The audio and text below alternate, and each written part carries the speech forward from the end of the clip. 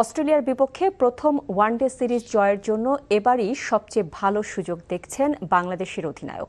সঙ্গে আগামী বছরের বিশ্বকাপকে সামনে রেখে নিজেদের গুছিয়ে নেয়ার পরিকল্পনার কথা জানান মেহেদী হাসান মিরাজ।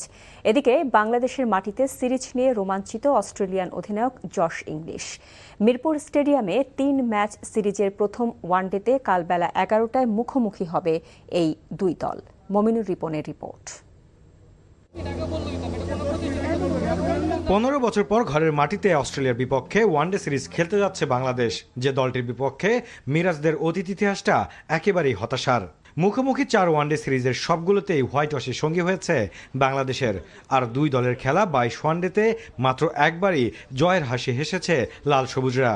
সেই স্মৃতিটাও ২০০৫ সালের। তবে অস্ট্রেলিয়ার সাম্প্রতিক পারফরমেন্স, তারকা ক্রিকেটারদের অনুপস্থিতি আর কন্ডিশনের বিবেচনায় অজিদের বিপক্ষে প্রথম সিরিজ জয়ের ভালো সুযোগ দেখছেন বাংলাদেশের অধিনায়ক। আমাদের জন্য এটা একটা বিরাট অপরচুনিটি, যেহেতু অস্ট্রেলিয়া আমাদের সাথে অনেক বছর পরে সিরিজ আমরা খেলছি ওদের সাথে, যেহেতু হোম গ্রাউন্ড, আমরা যদি সেটা নিতে পারি আমাদের জন্য খুবই ভালো হবে। অজিদের বিপক্ষে জয়ের পথ খোঁজার সঙ্গে ২০২৭ বিশ্বকাপেও চোখ রাখছেন মেহেদী মিরাজ। আমরা ওয়ার্ল্ড কাপে কীভাবে খেলবো, সো এখন থেকেই মেন্টালি ওইভাবে প্রিপারেশন নেব, কারণ আমাদের ওয়ার্ল্ড কাপে কিন্তু তাদের সাথেও আমাদের খেলতে হবে। সো এই সিরিজগুলোর মাধ্যমে আমরা নিজেদেরকে আরও গুছিয়ে নিতে পারবো।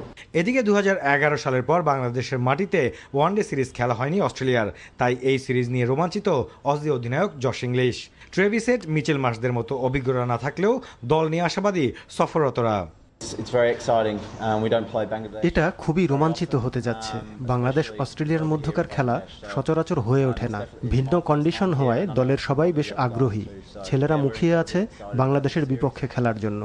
আশা করি লড়াইটা দারুণ হবে। দিনের বেলা ম্যাচ হওয়ায় প্রচণ্ড গরমের চ্যালেঞ্জটা নিতে হবে দু দলকেই। সঙ্গে বৃষ্টির আশঙ্কা তো থাকছেই। Mominur Ripon, NTV news, Dhaka.